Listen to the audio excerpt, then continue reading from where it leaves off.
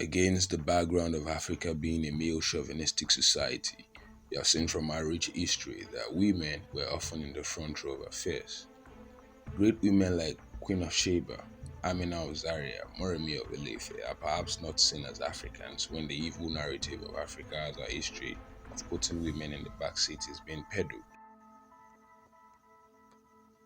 The story of Efunsetan Aniwura, the Yalodi of Ibadan, is another motivating thriller in Yoruba political history. It captivates in the most astounding manner the place of women in Yoruba political history. But all along, the story of Efunsetan had been written and foretold by her tormentors and painted grimly. Her date of birth remains uncertain, but she must have been born around 1790. Many films and folklores portray Efunsetan as a very vicious woman filled with hate and many more. But there are hidden thrills and heroic feats that those who wrote this history continue to undermine. This woman of substance has been consistently portrayed as a villain who ran a Gestapo of sorrow and blood, a bloodsucker who beheaded people at will. No! Efunsetan was the daughter of an Egba farmer, Ogunrin, a native of Egba Okiono. She rose to become the Yalodi of Ibadan. She was the first woman to set up a flourishing agrarian economy that employed no fewer than 2,000 men and women. Around 1850, worried by the spread of war and combat in the Yoruba country, she introduced infantry military training into the midst of her workers. She was said to have had her own military training in urban and guerrilla warfare, after which she requested that the same training be imparted on her slaves, about 2,000 of them. The workers mainly worked in the vast farmland. They produced cash crops, cotton, granules, maize, and beef. She was said to be in possession of a vast dairy farm that could feed the entire Yoruba country and beyond. She traded up to Ghana and the Hausa country and even exported her produce to Europe. In a book, A History of the Yoruba, Professor Banji Akintoye wrote about Efunsetan, who he described as a rich woman trader that had more than 2,000 workers employed on her farms.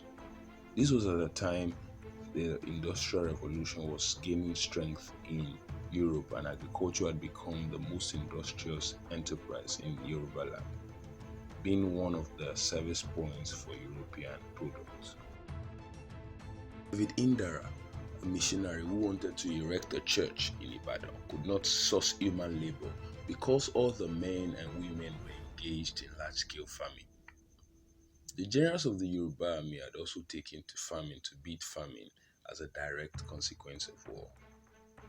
Professor Akintoye wrote, it is not unlikely that Efunsetan was the richest person in the whole of Yoruba interior in about the late 1870s. Efunsetan had her own pains and anguish. She had no child after several years of marriage. Unfortunately, her only daughter died in 1860 during childbirth. Having lost her only daughter, she went into recluse and became suspicious of life and living. She even became an atheist, ignoring all the gods, wondering why she should lose her only daughter. She may have been pushed to some form of extremism. She ordered that no one among her 2,000 workers must marry or have sex, and none of the girls must conceive. It came that one of the workers broke the law. She ordered that the woman be executed.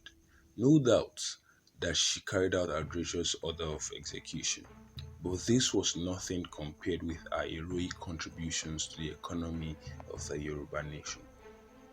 Due to this act, it was ordered that she be brought to justice. This was just the proverbial hawk that was looking for every opportunity to claw lift the chicken. It is believed that her persecutors merely waited for her to carry out a dastardly act as an opportunity to seek revenge against her perceived emergence as a strong and influential woman.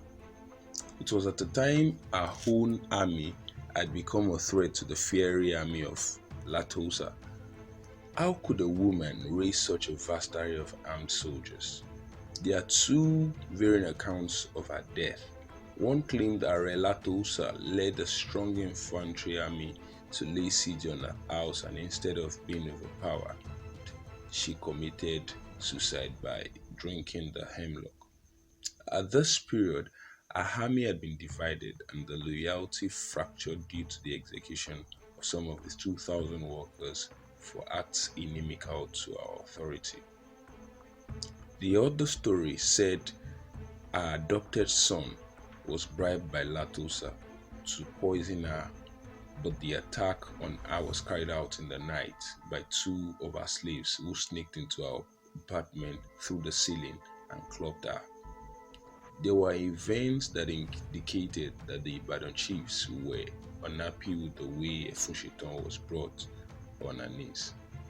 In fact, with Latosa, there was a meeting on the 8th of July in 1874 when the Egba leaders came to Ibadan requesting for a commission of inquiry on the murder of Efunsetan. The two slaves were subsequently brought before the Ibadan Traditional Courts on 10th of July 1874. They were impaled right at the Basharu market. At death, Efunsetan's property was declared the property of the Yoruba country, but there were other reports that she was indeed given a befitting burial with full military honors by Ibadan military rulers after her enforced death.